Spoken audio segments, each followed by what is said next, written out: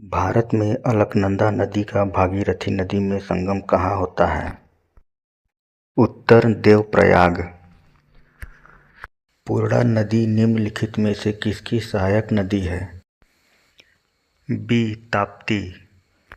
गंगा नदी को बांग्लादेश में किस नाम से जाना जाता है?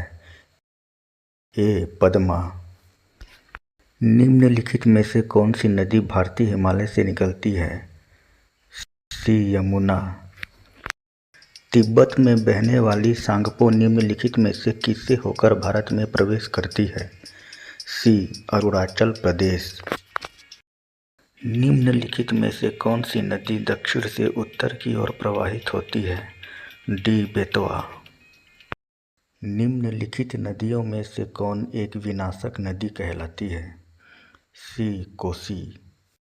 निम्नलिखित में से किस नदी के मुहाने पर डेल्टा नहीं बनता है? डी. तापी।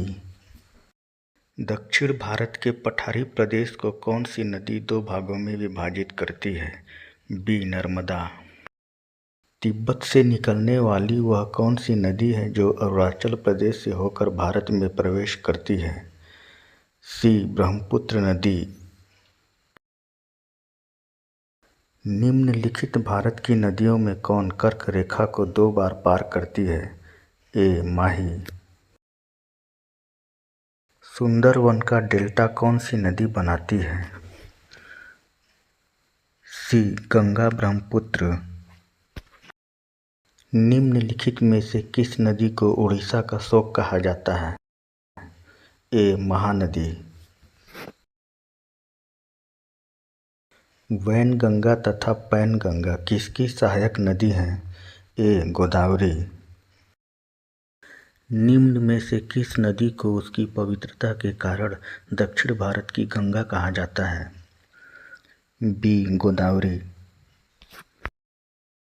विश्व का बृहत्तम डेल्टा निर्मित होता है?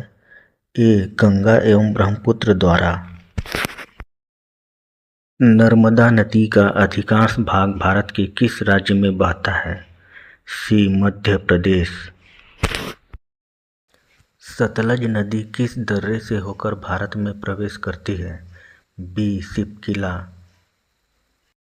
भारत और नेपाल के मध्य कौन सी नदी सीमा बनाती है? सी. काली। निम्नलिखित में से कौन भारत की सबसे बड़ी प्रायद्वीपीय नदी है? ए. गोदावरी। दक्षिण भारत की नदियों में सबसे लंबी नदी है? ए. गोदावरी। पंचगंगा तथा दूधगंगा किसकी सहायक नदी है?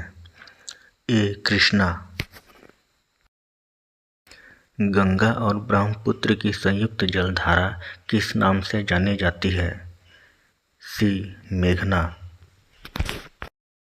निम्नलिखित में से कौन नदी बंगाल का शोक कहलाती है? डी. दामोदर। कौन सी नदी भ्रंश द्रोणी से होकर बहती है? ए. नर्मदा।